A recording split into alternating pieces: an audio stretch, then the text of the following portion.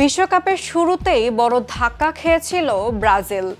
দলের সবচেয়ে বড় তারকা নেইমার জুনিয়র চোটে পড়ে মাঠের বাইরে চলে যাওয়ায় সমর্থকদের মনে নেমে এসেছিল শঙ্কা।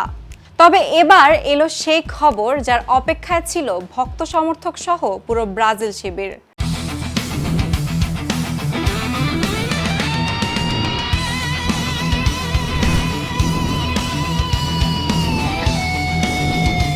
যুক্তরাষ্ট্রের নিউ জার্সিতে বুধবার দলের অনুশীলনে প্রথমে আলাদা করে ওয়ার্ম আপ করেন ৩৪ বছর বয়সী এই ফরওয়ার্ড। এরপর ধীরে ধীরে যোগ দেন দলীয় ড্রিলেও। বিশ্বকাপের আগে পাওয়া কাফের চোট কাটিয়ে ফেরার পথে এটিকে বড় অগ্রগতি হিসেবে দেখছে ব্রাজিল।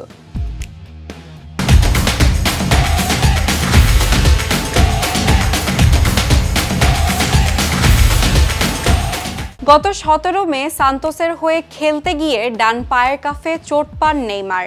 এরপর থেকে মাঠের বাইরে কাটাতে হয়েছে সময়। বিশ্বকাপ দলে থাকলেও এখন পর্যন্ত মাঠে নামা হয়নি তার। মরক্কোর বিপক্ষে ব্রাজিলের প্রথম ম্যাচেও ছিলেন বেঞ্চে, কিন্তু খেলার সুযোগ আসেনি। ব্রাজিল ফুটবল কনফেডারেশন জানিয়েছে নেইমারের শারীরিক অবস্থার উন্নতি হচ্ছে এবং তাকে নিয়ে কোনো তাড়াহুড়া করতে চায় না দল। আগামী শনিবার হাইতির বিপক্ষে ম্যাচে তার খেলা এখনও নিশ্চিত নয়। কোচিং স্টাফের লক্ষ্য পুরোপুরি ফিট নেইমারকে ফেরানো। বিশ্বকাপে নিজেদের প্রথম ম্যাচে মরক্কোর সঙ্গে ড্র করার পর ব্রাজিলের সামনে এখন কঠিন সমীকরণ। আর ঠিক এমন সময়ে নেইমারের অনুশীলনে ফেরা শুধু একজন খেলোয়াড়ের প্রত্যাবর্তনের খবর নয়, এটা ব্রাজিলের নতুন করে স্বপ্ন দেখবার শুরু।